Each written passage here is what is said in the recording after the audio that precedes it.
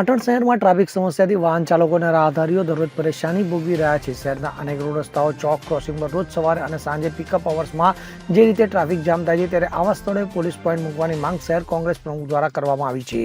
પાટણમાં રેલવેના પહેલા નાળે અને રેલવે સ્ટેશન પર વળાંકમાં રાબેતા મુજબ ટ્રાફિક જામ થાય છે, તો રેલવે કરનાળા પાસે બંને તરફ મોટા ખાડા હોવાથી વાહનો અટકીને પસાર થતા હોવાથી બંને તરફ ટ્રાફિક જામ સર્જાય છે, જેના કારણે વાહન ચાલકો અને રાહદારીઓ પરેશાન થઈ રહ્યા છે. તો આ મામલે પાટણ શહેર કોંગ્રેસ પ્રમુખ દિલીપ પટેલે જણાવ્યું કે આ નાળાના ખાડા પૂરવા જોઈએ. અહીં સવારે 10 થી 12 અને સાંજે 4 થી 7 દરમિયાન ટ્રાફિક જામ થાય છે, તો આ ગરનાળા પાસેથી 5 રસ્તાઓનો સંગમ થાય છે, જેથી વાહનોનો ઘસારો વ્યાપક રહે છે. આ સમયે પોલીસ બંદોબસ્ત મૂકવો જોઈએ તેવી પણ માંગ કરી હતી.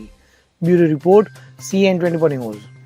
હવે જુઓ દેશ દુનિયાની તમામ ખબરો તમારી આંગળીના ટેરવે. ઉઠાવો મોબાઈલ અને Google Play Store પરથી ડાઉનલોડ કરો અમારી CN24 ન્યૂઝ મોબાઈલ એપ.